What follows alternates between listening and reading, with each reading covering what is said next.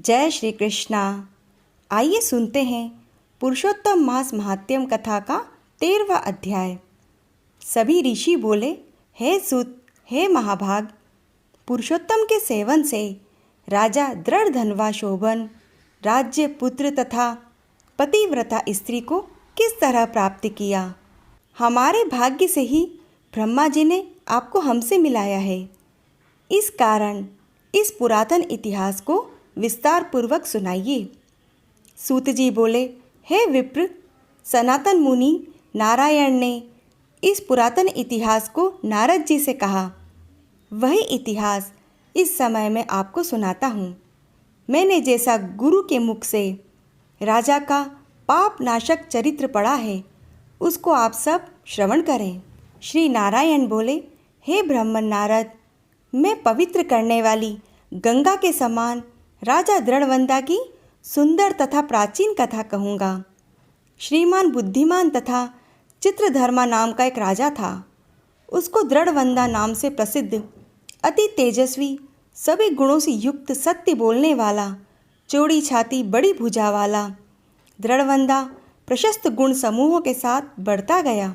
वह राजा प्रसन्नता के साथ गुरु के मुख से एक बार कहने मात्र से ही पूर्व में पढ़े हुए व्याकरण आदि 6 अंगों के साथ चारों वेदों का अध्ययन करके गुरु को दक्षिणा देकर विधि पूर्वक उनकी पूजा करके बुद्धिमान राजा गुरु की आज्ञा से पिता चित्रधर्मा के पुर को गया।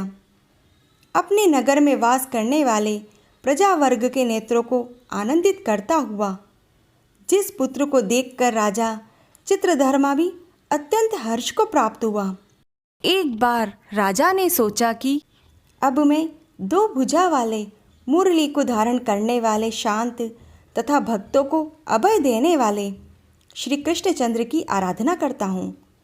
जिस तरह ध्रुव, अम्बरीश, ययाति, शरधादि प्रमुख राजा और शिवी, रतिदेव, शशबिंदु, भीष्म, विदुर, दुष्यंत और भरत, उत्तानपाद, प्रहलाद, विभीषण, ये सब राजा तथा अन्य राजा लोग भी अनेक लोगों को त्याग कर इस अनित्य शरीर से पुरुषोत्तम भगवान की आराधना करके विष्णु पद को चले गए। उसी तरह स्त्री, मकान, पुत्र आदि में स्नेह बंधन को तोड़कर वन में जाकर हरि का सेवन करना भी हमारा कर्तव्य है। ऐसा मन में निश्चय करके राजा दृढ़धनवा को राज्य का भार देकर स्वयं विरक्त होकर पुलह ऋषि के आश्रम को चले गए। वहाँ जाकर संपूर्ण कामनाओं से निष्प्रह होकर भोजन त्याग कर हर समय मन में श्री कृष्ण का स्मरण करते हुए वह तप करने लगे। कुछ समय तक तप करके राजा चित्रवर्मा हरि भगवान के परम धाम को चले गए। राजा दृढ़धनवा का अत्यंत ही सुंदर कन्या से विवाह हुआ। उन गुण सुंदरी ने सुंदर, चतुर, शुभ आचरण वाले 4 पुत्रों को उत्पन्न किया। संपूर्ण लक्षणों से युक्त चारुमती नामक कन्या को उत्पन्न किया। नारायण ने कहा, एक समय रात्रि में शयन किए हुए उन राजा को चिंता हुई कि अहो, यह वैभव संपत्ति किस महान पुण्य के कारण हमें प्राप्त हुई है। ना तो मैंने तप किया, न दान किया, न कहीं पर कुछ हवन भी किया है। इस भाग्योदय का कारण किससे पूछूं? इस प्रकार की चिंता करते हुए राजा की रात्रि बीत गई। प्रातःकाल ब्राह्मणों को दान देकर उन्हें नमस्कार करके घोड़े पर सवार हो गए और शिकार खेलने की इच्छा से वन को गए। उसी समय राजा दृढ़वंदा के बाण से घायल एक मृग दूसरे वन को चला गया। रुधिर गिरे हुए मार्ग से वह राजा भी मृग के पीछे गए, परंतु वह मृग एक झाड़ी के पीछे छिप गया। प्यास से व्याकुल वह राजा एक तालाब को देखकर पानी पीने के लिए गया। विशाल वटवृक्ष को देखकर राजा ने वहाँ घोड़े को बांधा और स्वयं वहाँ नीचे ही बैठ गया।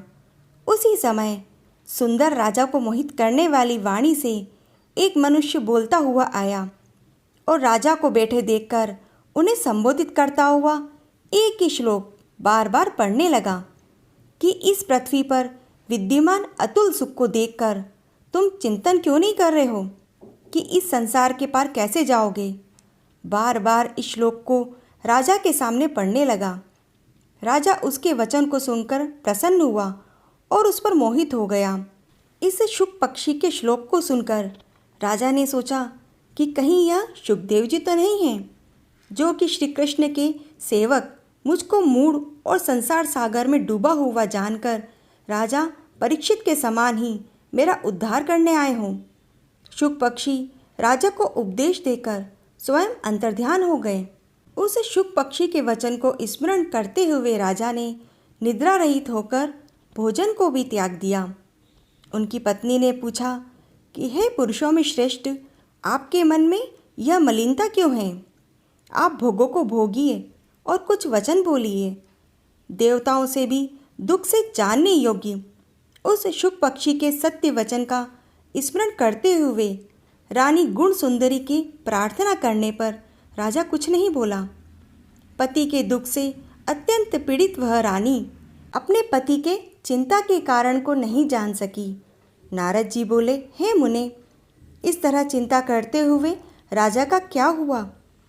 यदि निर्मल वैष्णव चरित्र थोड़ा भी सुना जाए तो पापों का नाश हो जाता है। इति श्री ब्रह्म नारदी पुराणे पुरुषोत्तम मास महात्म्ये त्रयोदश अध्याय। जय श्री कृष्ण।